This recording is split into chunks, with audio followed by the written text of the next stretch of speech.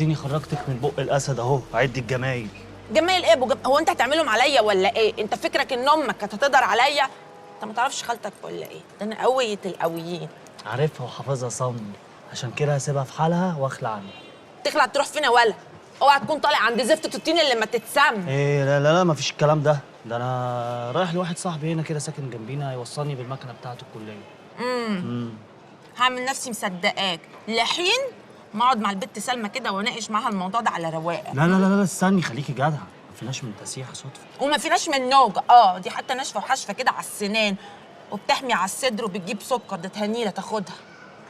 طب وبالنسبه للمشبك ده ايه الكلام؟ شبك ايه؟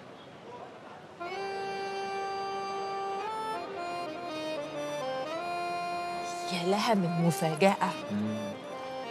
طب بقول لك يلا يلا، وقتك خلص معايا يا واد، يلا غرفة ده. ما تزقيش. بقول لك ايه، شعري منكوش عسل. بسم الله ما شاء الله قمر. بس يا واد.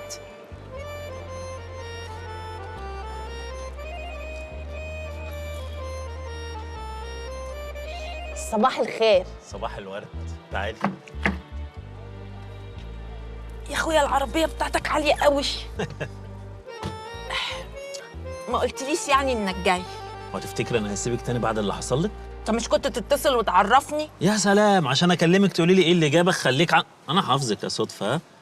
زي ما انا حافظ مواعيد نزولك. لا كده بقى يبقى لازم نرفع الشابوهات ونعترف انها حركة حلوة حلوة قوي كمان، وتنم عن الاهتمام. وزي ما انت عارف بقى الاهتمام ما بيطلبش، لكن الهدايا بتطلب عادي. والهدايا موجوده بقى، اتفضلي. هو انت على طول جاهز كده يا طارق؟ هو في ايه بالظبط؟ ايه رايك؟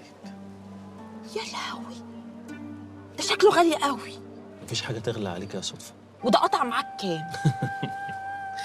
ممكن بقى البسك الخاتم؟ ايه؟ تلبسني الخاتم؟ تلبسني الخاتم كده في عز الظهر واحنا راكنين بالعربيه تحت البيت كده قرداحي؟ جرى ايه يا طارق؟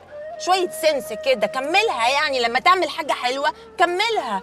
لا يا حبيبي، احنا نستنى بالليل في البيت عشان اختي بقى واولادها يفرحوا لي كده والزغاريد تملى الدنيا، ونجيب دستين جاتوه كده وننزل الصور على الفيس. ولا انت خايف من عم؟ عمي مين اللي اخاف منه يا صدفه؟ ولا في دماغي اصلا.